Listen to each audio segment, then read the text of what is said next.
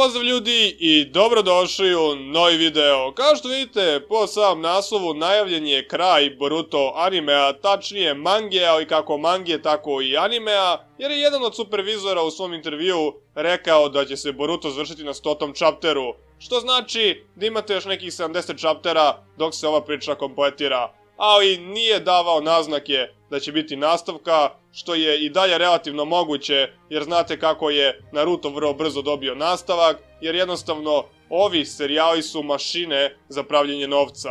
Ulazim ti ja jedan dan na internet kad kreće spam rođače, znači 50 poruka od onih stranica gde sam subovan, to jest gde sam uključio zvonce da mi dolaze obaveštenje kad nešto okače, a što je najcrnije, ja inače ne pratim te stranice zbog Boruta, niti oni kače Boruta, ali ovo je kao veliko obaveštenje, kao Boruto confirm ending, Boruto se završava, supervizor izjavio ovo, ista situacija kao i sa Anime Srbijom. Svaki moderator ili admin će vam reći da je Boruto sranje, ali taj isti naslov na njihovoj stranici je najredovniji, to jest tačno se kači određenog dana u određeno vreme. Znači jedino taj naslov imate neke predispozicije da donosi ogroman novac i od toga sajt živi, tako da ista je situacija i ovde.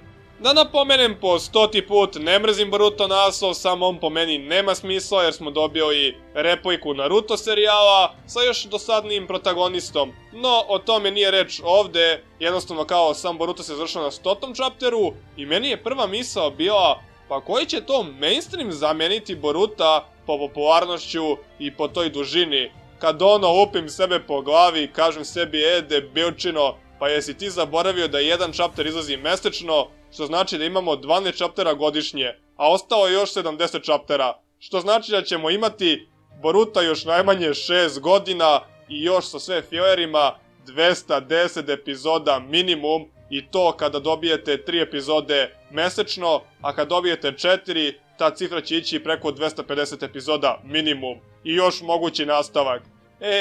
Djeco draga, džabe ste se ponadali zajedno sa mnom. Ja stvarno ne znam da li je Boruto doneo iti jednu dobru stvar osim Boruto Shinobi Strike igrice koja je stvarno cool jer je sve custom made, od Oika do moći, do tih nekih klanova, pa posle jako zanimljiv rank sistem gde vi sa vašim mrtacima možete ratujete protiv drugih klanova i sve to, kao što sam rekao, cool. Ali kao anime, Boruto za 90 epizoda nije uradio ništa, gdje imate jedan dobar fight i to ga čini izuzetno lošim shonenom, sa mnogo više elemenata slice of life animea, gde on ide na piknike, trči s ortacima, peca ribu i jednostavno ne vidim zašto bi neki pravi ljubitelj shonena gledao ovako nešto, a da nije dete. To je u principu bilo to. Za one koji su se ponadali da će se Boruto relativno skoro završiti, jebi ga, a za one koji su se uplašili da će se njihov drag naslov završiti, ne morate brinuti, jer kao što sam rekao, bit će tu još narednih 6 godina i moći ćete uživati u njemu,